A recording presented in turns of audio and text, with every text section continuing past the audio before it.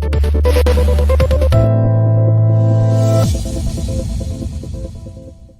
y'all, welcome to Parent Empowerment with Mandy Drogin. I'm Mandy. I'm just a mom sitting down having real conversations with real Texas parents about what's going on across our state. Today, I am so excited to be joined by legal expert Marc Gravely.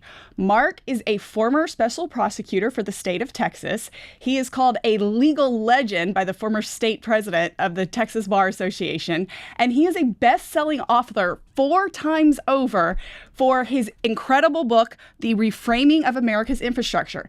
Today, Marc is here to talk to us about all things insurance and risk funds. Marc, thanks for being here. Good morning, Mandy. How are you? Thank you so much for joining me. I really feel like this is providential because a lot of my guests I meet out and at events, but you and I met because of an incredible post on Twitter, and I just looked you up and I gave you a phone call, and you were talking about the quiet parts out loud. What is going on in the construction industry, but most importantly, what's going on in the insurance industry. So for our viewers, they would not know this, but you are an expert, not just as an attorney, but also you have an LLM in insurance, and you are the foremost leader here in the state of Texas at really going after the massive industries that have issues and maybe don't want to fully pay out on those issues when insurance claims are made. So talk to us a little bit about what you do in the insurance and legal industry. Well, first and foremost, Mandy, thank you so much for the kind words. It's awfully nice of you to go through all that. And I hope you enjoy the book. It took a long time for me to finish, so thanks again. But I think it's important for your listeners to understand that I'm a lawyer that represents institutional owners, large private and public property owners, against their insurance carriers for covered losses. Okay. So that's about half of our practice. And, we do work both at the trial level and the Court of Appeals level. As a matter of fact, we have another case pending at the Texas Supreme Court. Okay. That's very important. And so, we're up to our necks in this. And, it's kind of strange. I'll tell you, when I was growing up, I wanted to play professional basketball or be a jet pilot. And it turns out I'm a lawyer that represents policyholders against insurance companies. And so it's pretty fun. It's already combat. It's pretty fun, yeah. So it's competitive. Mm-hmm. You get to use your brain, and you get to do some good things for folks. And so, my background and what I'd like to make sure we all understand is that we have handled so many cases now against so many different insurance companies and risk pools that I have developed, I believe, a pretty deep knowledge of how they work. Maybe why they do what they do, and what it takes to get our clients full benefits when there's a covered loss. Okay, so let's just break it down. When we're talking about a covered loss, so when someone goes and gets insurance, an individual, or even you mentioned you work for municipalities, you work for ISDs, you work for government entities that have done construction or things like that, and there's a problem. You talk about there's an error rate, there's naturally assumed. But if these construction entities, if these architects, engineers, construction, if there's a defect, then there is a cost to repair. And sometimes they don't want to repair or they don't want to fund it. Is that correct? Well, or am I understanding that? Although that's true, but on the insurance side of things, what happens is, the Texas Insurance Code governs how an insurance company has to respond when someone has a covered loss. Got it. And so if you've ever had homeowners insurance, let's say you've had a hail Yes. loss. Okay. And so that's the easiest way to think about it. Got it. And so the insurance company has deadlines under the insurance code to come out to investigate the loss, which means all the damage, and to pay you. Okay. And these deadlines were instituted because insurance companies needed a little help from the legislatures of many states, including Texas. There's even a prompt payment penalty that if they don't pay in time, they have to pay an extra X percent. It used to be 18%. That's been back down to around 11% now. Okay. And so focusing on the large institutional clients, one of the more famous recent examples is, you remember the big freeze? Yes. And I posted about this.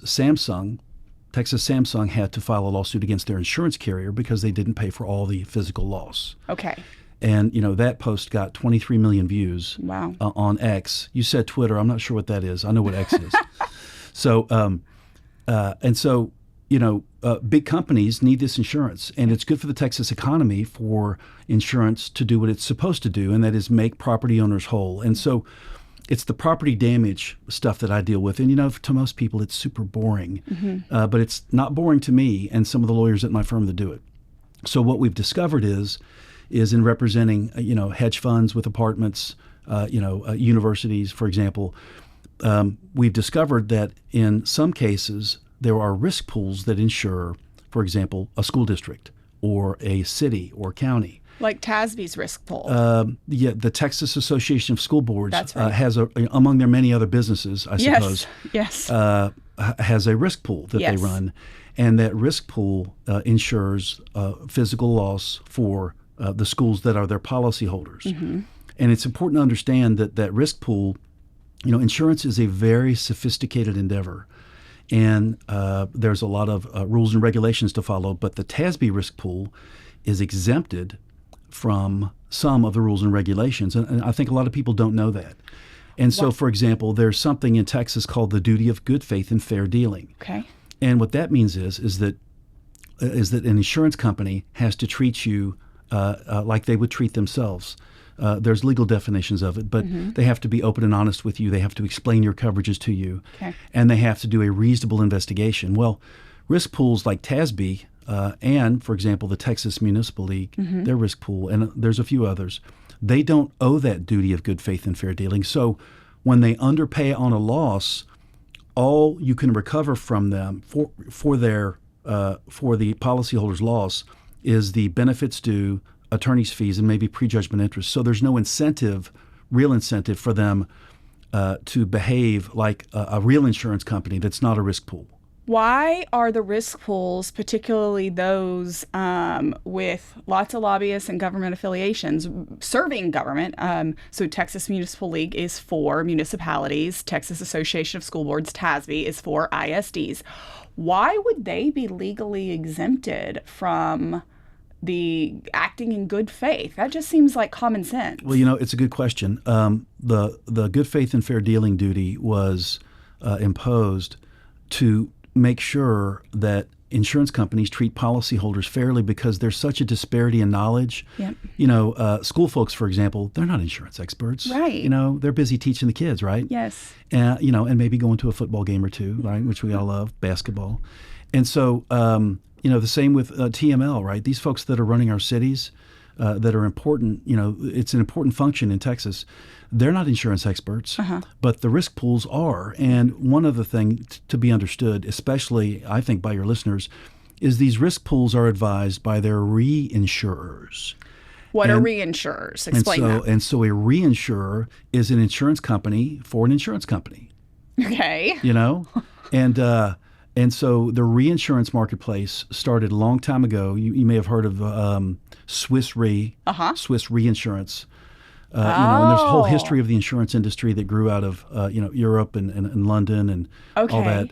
And so, but reinsurance as a market has matured since the 60s. Warren Buffett's a huge investor, for example, in Swiss Re. And so reinsurers are the backstop to these risk pools. And reinsurers help the risk pools understand what claims to pay and not, because ultimately the risk pools are going to have to reimburse them depending on what the contract of insurance says between the risk pool and the reinsurer. But they work closely together. They work hand in hand. But so what happens is, remember, the reinsurers are paid money by the risk pools. Okay. They're paid money to reinsure, right? It's a business transaction. Okay. But the reinsurers are also interested in the lowest payout possible. Of course. And, and that's okay. I mean, there's nothing wrong with it, right? We're capitalists and we want people to make money. And, that's the invisible hand of the economy, right? With, the wealth of nations and all that. All that's important. But what I've seen happen, though, firsthand in many instances, most of which I can't talk about, sad to say, that the reinsurer is really dictating how the claims process goes and is kind of squeezing down on the amounts paid out. I've got one example of a reinsurer in one case I had that gave money to the risk pool to pay my client for a loss, and the risk pool never paid my client. They spent the money on something else. And that's not really how it's supposed to work. Is that legal? Was it legal to do that? I'm not a criminal lawyer. Okay. I don't, I'm not. I'm just a civil lawyer. I recover money from my clients. Okay. In insurance and construction defects litigation, and so all I can do is recover what the policy of insurance says I can recover. Okay. I can't. They don't get pain and suffering or loss of consortium like injury cases. They don't. There's no. There's a cap on what they can get under the policy. And so we have to operate within the parameters of the contracts for the risk pool. But I can tell you there's a few things that have been happening the past few years that are especially troubling to me and that really merit some investigation, I would say. Okay. There are provisions that some risk pools have in their policies, and there's two or three I'm aware of. The first thing I'm aware of is TASB specifically has not been offering insurance that is truly competitive with private insurance, I would say. And the policies they've started offering, and the policyholders, the school districts really don't understand until it's time to pay for damage. And even then, I don't believe they understand. And I've represented enough school districts to know. That's what I hear from school leaders and trustees and just taxpayers that are saying, wait a second, they're denying our claim or they're not providing the full coverage to the hail damage or hurricane damage or whatever it is. And you have to know that the insurance industry as a whole, they have to be licensed to adjust these claims. There are laws in Texas that mandate that whoever they send to investigate a loss is licensed, and they've been coached up, right? They're experts in these losses, and who they're dealing with people that were English teachers or coaches are superintendents pretty often, right? Oftentimes. Old football coach, yeah, right? That's right. And, they don't know. Right. And so what we've got somebody that's super smart dealing with somebody that is not an expert in an area. And that alone is reason to cast an eye on what's going on. But now the risk pools don't owe a duty of good faith and fair dealing. And, you pile one kind of a odd circumstance onto another. And then what begins to happen is they start putting these provisions in their agreements. So the second issue that I've seen is some of these risk pools have a provision that prevents a municipality or a school district from hiring a public adjuster. And they don't say you can't hire a public adjuster. What they say is you can't assign any rights to your recovery in this insurance policy. And if you do, it's void. What that means is public adjusters who are absolutely critical for Texas businesses and our economy and policyholders, they work on a contingency, and they get a percentage of what they recover for their insured. They're experts. They're also licensed. Right. And so they, by and large, they know what they're doing. And there's some fantastic public adjusters here in Texas. And so what this particular risk pool does is they essentially say,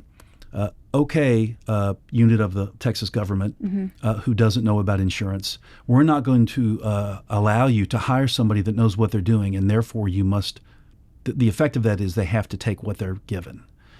And, that is highly unethical. It's always kind of stuck in my craw because it just doesn't seem fair. And remember, the people that come out to adjust the losses for the risk pools are the same folks that adjust the losses for private insurance companies. So, they know what the insurance code is. They know what a covered loss means. And, the only reason I've had so many clients over the years is because they underpay consistently. That's what I've seen. Now, to be fair, I just see the ones that are dissatisfied. But, the fact is, nobody wants to file a lawsuit. Nobody really wants to do that. And so they use that to go unchallenged. And when you shout somebody down so their voice can't even be heard, in schools they teach that kind of bullying just can't stand, and you have to stand up to a bully. And so, I'm proud to say I've represented some municipalities or governmental entities, Texas ISDs and charter schools that have decided to stand up and to simply ask and disagree about the amount of the loss. Yeah. There's yet another provision that's even more troubling, though, and this provision is contained in the TASB policies that I've seen. And it's a provision. So typically the way insurance is supposed to work, and the way the Supreme Court has ruled on many of the policies that have come before them, is that if you disagree on the amount of the loss, there's an appraisal clause. We disagree. So each of us pick an appraiser, independent appraiser, and they get together. And if they can't agree, then the court, if they can't agree on an umpire, then the court will appoint an umpire, a third party, to decide the amount of the loss. Okay. TDI has a study on that for residential. What is TDI? Texas Department of Insurance. Thank Great. you. And it turns out in the TDI study, at least, and I would say the same principles apply to larger buildings, the umpire nearly always awards more than the insurance company initially paid. Nobody's surprised by that, right? Right. But we shouldn't normalize it. That's not normal, right? Yeah. It shouldn't be that way, number one. But so what happens with the TASB provision specifically is, and I can't quote it to you here, chapter and verse. Happy to supply you a sample of it. But it fundamentally says that the TASB risk pool is the final decider on what the amount of the loss is. And this goes back to the reinsurer. So it sounds like TASB is kind of a middleman, and they're actually getting the dictate from a reinsurer. Well, I think different circumstances are different. Okay. And I haven't seen that for sure, Okay. but I'm personally almost certain that's what's happening. Okay. Given the litigation I've seen, given the cases I've seen. Okay. And so that needs to be looked at, And because it's unfair. Imagine, if you will, if insurance in Texas for Samsung worked like that. Imagine if the TASB clause was, cool to be in the Samsung policy. They would never do that. Why would someone do that? They wouldn't. The only reason to do that is to take advantage of people who don't know as much as you do. And it is a classic case of the powerful against the powerless, and you will take what I give you and be happy with it. Warren Buffett said, he owns most of Geico. And he said, insurance is the most wonderful business. It's the only business I know where your customer pays you a set amount up front and you get to negotiate what you give them back. And so, there's reasons that the duty of good faith and fair dealing exists. There's reasons under the Texas Insurance Code, there's deadlines. But I think that the risk pool situation in Texas is, some would call it extortive. Some would call it extortion. That's the word that keeps going in my mind. I looked up the word this morning, and I don't think it's too strong to say, if they get to dictate what is given, and there can be no disagreement, and we know, given the circumstances of insurance, the duty of good faith and fair dealing, that there can be reasonable minds who disagree. Man, that stinks. Yeah. And it doesn't seem it should be that way, especially here in Texas. Right. Our economy is booming. It needs to be managed properly. Sure, it's not perfect. I know a lot of folks in the legislature are working to do their best. But this needs to be addressed. And this is a real problem for not only units of the state of Texas, but for the taxpayers, it seems, to maintain the integrity of what they've already paid once to build. Right. So, if an insurance risk pool is not paying to put it back the way it was, or to comport with the promises under the policy, guess who bears that expense down the road? Taxpayers. How did you know that? That's it. It's Yes. always the taxpayers. That's what it is. And that's so. Thank you for walking through all of that. And I feel like I'm going to have to watch this 15 times to fully, understand, because it is obviously you went to school, not just law school, but you even pursued further education, because the insurance industry, it's tricky. Well, this is tricky. Don't hold it against me. I also went to Star Trek conventions growing up for comic books. I did not dress up, but I did You weren't go a stormtrooper? I went to no. I went to the comic book conventions. I like comic books. But, I'm a little bit of an insurance nerd. Well, that's great to hear. Speaking of conventions, and this is where, the whole parent empowerment movement, it's not just parents, but parents are taxpayers. It's the taxpayer empowerment movement. And I say this all the time. TASB, as you indicated earlier, they not only, people think the Texas Association of School Boards that they just give guidance and advice to our school districts in what they call board book. And this is where you're getting all these policies, and you can't discipline kids, or you have to let boys go into the girls' bathrooms, or boys are allowed to sleep in girls' rooms in the trip, or whatever it is. That occurs at the TASB conferences, and that legal guidance is provided. But it's so much more than that. They have an energy cooperative where they're selling back, obviously, energy as basically a middleman, which it sounds like is what the risk pool is, by the way, when I'm listening to the reinsurance and then TASB and then the actual client. So they also have a health benefits cooperative, which is the same thing. And the health, like, why are they not going out like every other industry and making insurance companies compete? It's a whole, what I would say, nefarious entity that has all of these little different, they're not little, they're huge. We have over 1,200 school districts in the state of Texas. And it's not only that they're steering everybody to them to utilize Buy Board, which is Amazon for the schools. And we watched the Doge committee really pick apart their procurement processes because we're seeing it's not what's best for the taxpayers. They're doing what's easiest. And because those that are running the schools aren't necessarily procurement specialists, or they're not experts on what it actually costs to replace a roof or whatever it is, we've got people that want to educate kids. And then you've got this entity that there is a absolute financial incentive to do the least, because the taxpayers, it's not coming out of their pocket, the taxpayers are who's paying for it. And that is the incredibly nefarious aspect. And this insurance part of it, because their risk fund, they receive billions of dollars. This is how much money they have for the totality of Texas school districts. And that is crazy however this works with the reinsurance, which sounds crazy. And you said it, you can't say exactly what's happening, but usually where there's smoke, there's fire. Well, I can just talk about what I've known or what I've seen. And, that's a big world universe you're talking about. Yep. I just know the itty bitty part that I've seen with the risk pool. Yes. Some of the conduct and some of the policy provisions. Mm-hmm. That's what I've seen. That's what I know. Yeah.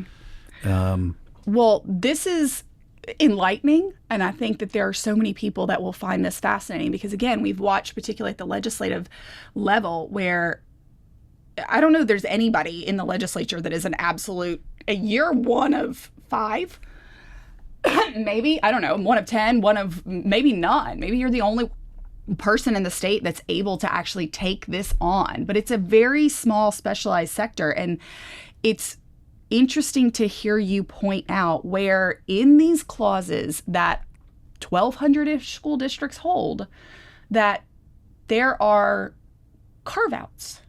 There are carve-outs that harm taxpayers. They are commercially unreasonable contracts is what they are. And I think there's a chance that some of the provisions may be unconstitutional and could be challenged. I do.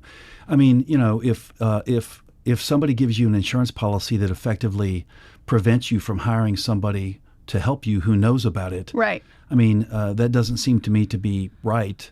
And it certainly merits more legal research. But I just don't know how some of these are unconstitutional. I don't know how the legislature can sit and allow this to continue because it's obviously not commercially reasonable. It's highly unethical in my opinion. Right. Well, extortion is an extreme word, but I think it fits. This is unethical that we are asking school leaders that do not have the expertise, do not have the experience, but they get to go to these massive conferences at the JW Marriott or Kalahari Resort or Lost Pines or whatever, these TASB conferences, and they're essentially provided an entire packet of, look what all we can do. We'll handle your health insurance. We'll handle your energy.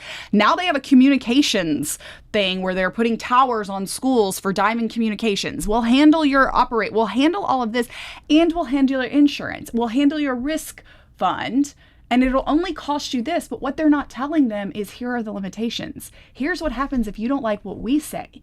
That's wild. Well, I looked up the definition of extortion because that word came to mind, and a grossly overcharging is the definition I'm talking about for the benefit, for the expectation. Yep.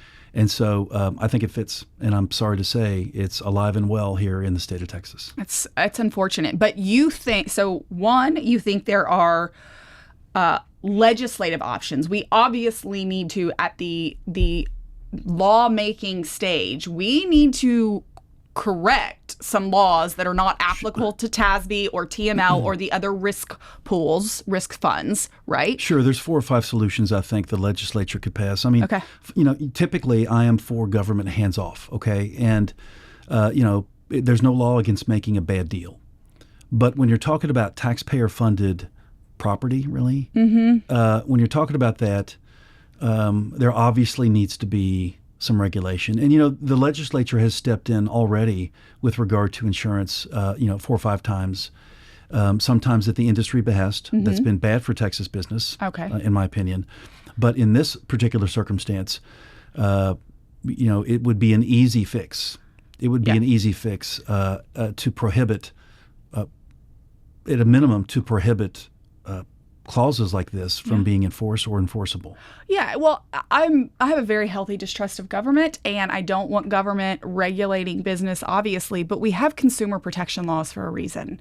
100 years ago, they used to put arsenic in makeup to make it look white. I mean, you can't do that, and you shouldn't be able to be selling people that are uninformed policies when they have a reasonable expectation. And that is a consumer protection issue. And in the 70s, the Deceptive Trade Practice Act was passed, and that loops into the insurance code also. Okay. So as a lawyer, when you're looking for what causes of action to bring, I believe schools qualify as a consumer I would under think the so. Texas DTPA. But, I wonder, I really begin to wonder if we'll ever know what the real relationships are and, the real exchange of information between a reinsurer and how claims are handled, or how, new policies are, promulgated. That's a funny word, promulgated. How the new policies are used so as to maximize the profits for the reinsurers. Warren Buffett doesn't own most of Geico and invest in reinsurance for no reason. I couldn't have said it better myself. I mean, that's what's happening here. Oof, that is a eye-opening bit of information. Okay, so this is a lot, but I'm very excited about the opportunities here. Before we wrap up, I want you to look in that camera. I want you to talk to the people of Texas. I want you to talk to our leadership, our legislators. I want you to tell them as succinctly as possible the problem and how we can fix it so that parents and taxpayers are empowered and protected from extortion. Thanks, Mandy. Well, the problem is these relatively unregulated risk pools who have provisions in their policies that don't allow a insured, whether it's a city or a school district or other municipality, to hire someone that knows what they're doing so that they can have be on equal footing with their risk pool insurer. I mean, it's as simple as that. And ultimately, the effect of that, if passed, will help to protect the taxpayer-funded schools that are insured. Marc, thank you so much for joining Thanks me for having me. and sharing your expertise in this very, very important issue. We're so grateful that you have shared this with leadership and with the people of Texas so that we can bring about some important change. Happy to come on. Thank you for joining us today on Parent Empowerment with Mandy Drogin, and now you have the power.